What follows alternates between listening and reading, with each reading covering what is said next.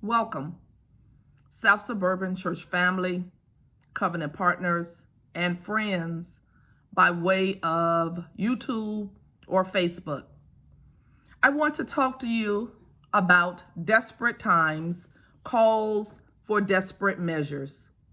Mark, the 5th chapter, the 25th through the 29th verse, it reads, "And a certain woman, which had an issue of blood 12 years, and had suffered many things of many physicians, and had spent all that she had, and was nothing bettered, but rather grew worse.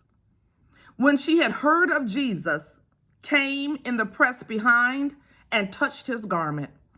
For she said, If I may touch but his clothes, I shall be whole. And straightway the fountain of her blood was dried up, and she felt in her body that she was healed of that plague." Desperate times calls for desperate measures. That's a saying that we hear a lot. To be in despair or desperate is a feeling involving a hopeless situation that is so bad as to be impossible to deal with. There are times in our lives when our situation seems desperate, when we have sick ones or those that have died from the coronavirus, when there are individuals in our family or friends that are incarcerated, when our own physical health is in danger, when we are having troubling financial woes, when our marriages are failing, when our relationship struggles, when our inner battles of depression and suicidal thoughts occur. It is during these times when we seek God the greatest, looking for answers to life's problems. It is also during these times that some of us may give up on God and stop trusting God to be there in our time of need. When we are desperate, guess what? It calls for desperate measures. Today's moment focuses on one woman with an issue of blood in a desperate condition. On Jesus' way to Jairus' house is where our text lands, of this woman with the issue of blood. Her story is sandwiched in between two desperate health conditions, a lunatic son and a death situation. It's sandwiched in between an unclean spirit and an untimely death. It's sandwiched between miracles and not just healings. This unnamed woman was in a desperate situation. She had a never-ending condition for 12 long years. There were painful consequences, spiritual, social, and physiological or psychological consequences that added to this woman's distress, even beyond the physical hurt and torment. She bore an additional burden because of the law's statement about her condition. Well, we are in a COVID-19 situation, and the law has stated numerous things about our condition. And we are in desperate times. And guess what? It calls for desperate measures. For 12 years, this woman suffered. 12 years without accurate diagnosis. 12 years without remedy of the problem. She spent all she had, and there was still no answer. Still no cure, still no medicine, still no healing oil, still no solution. This woman was devastated mentally, physically, and financially, for she spent all the money that she had, and it took all of her time and her efforts to seek a solution. Due to the woman's condition, she was isolated or considered an outcast by those who knew her and when she was suffering. The woman with the issue of blood was ceremonially unclean. As long as she was in this condition and for 7 days afterwards, she was considered unclean. Her condition made her unwelcomed. It made her unloved. It made her unnecessary. It made her unwanted and unsolicited. It made her even undesirable and uninvited. Because she was unclean and because contact with her made others unclean, it was hard not to imagine that family and friends and neighbors and relatives and others grew distantly near or far from her. Isn't this familiar for those experiencing sickness from the coronavirus? Most critical about her story is that she was prevented from worshiping God. She could not worship God the traditional way that we worship God in a church inside of a building. Due to her unclean condition, she could not enter the temple at that time or the synagogue. She could not bring her sacrifices to the priest. She could not even hear the prayers of the priest declaring her or saying to her that her sins had been forgiven and that her sacrifice had been accepted. But I have good news on today. We are no longer doing church in the building. You can worship God online. You can give online. You can ask for help on the prayer line. You can pray to God even without seeing a priest.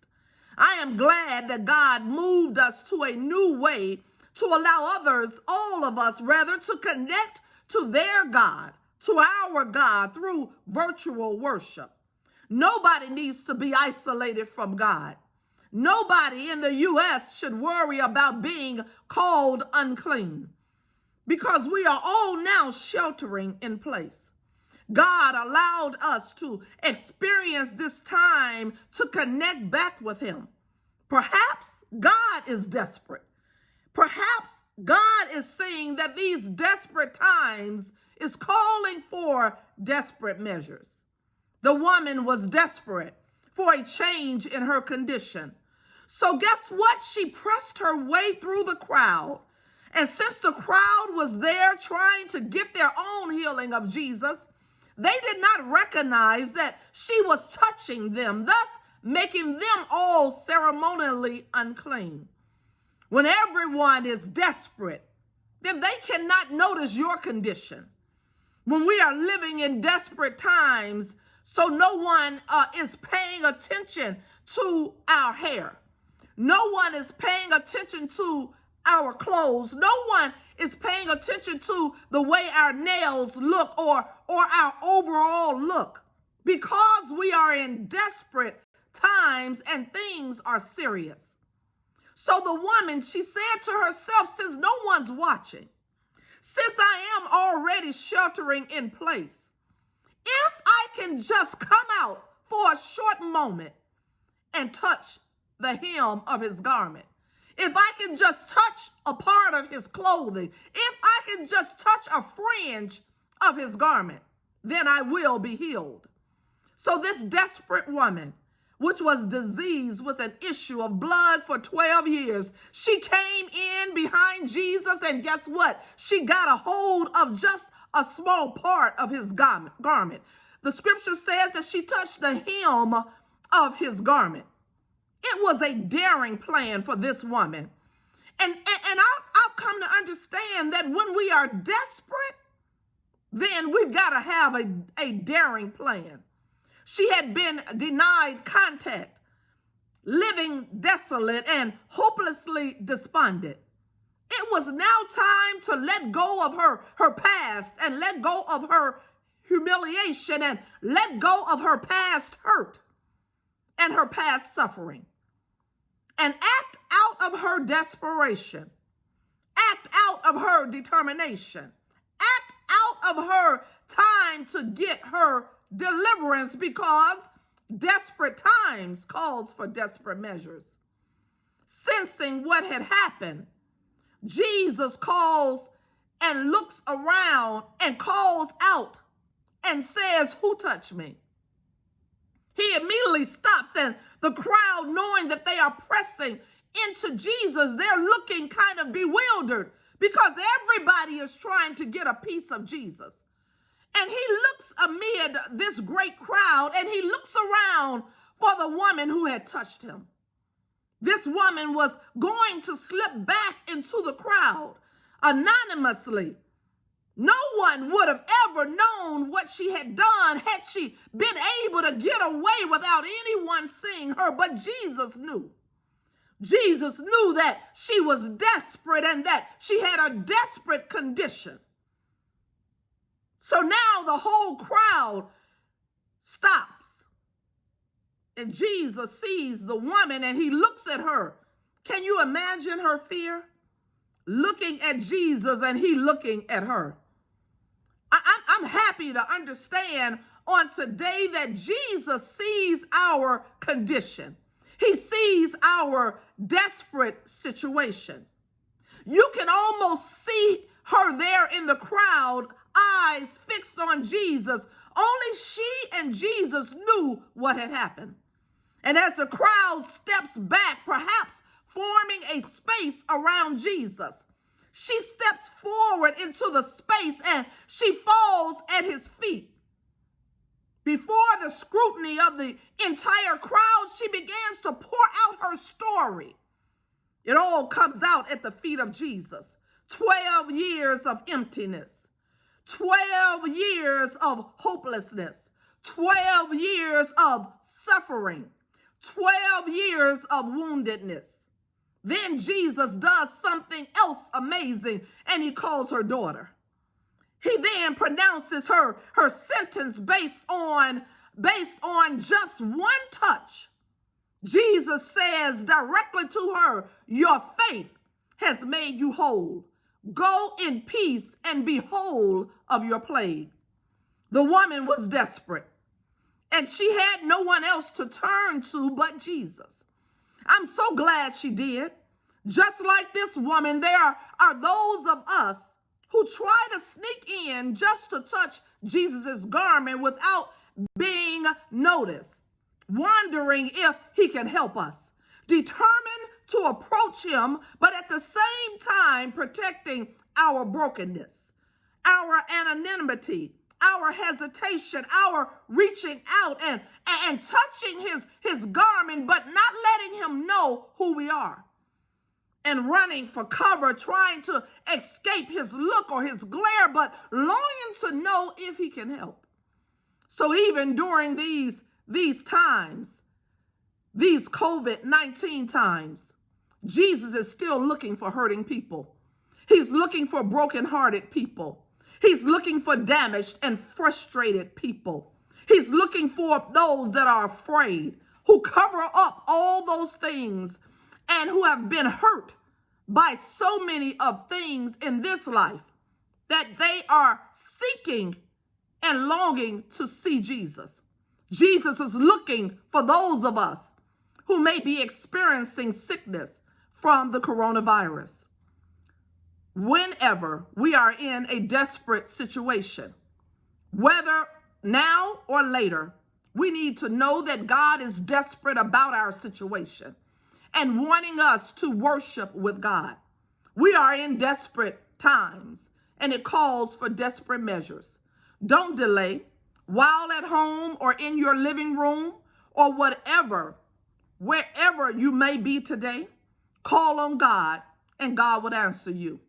If you are desperate for God to make a change in your life, whether in your financial affairs, in your sick room, or whatever situation, seek the Lord today while he may be found. Press through all the stuff, the crowd, and find Jesus, for he is waiting for you to connect during these desperate COVID-19 times. Just know that Jesus still has a part of his hem you can touch when you are desperate. Reach out to us to South Suburban MB Church by way of Facebook, Instagram, and Twitter, and we will connect with you. Your desperate situation requires a response, and we are here to pray with you. Desperate times calls for desperate measures. Be blessed.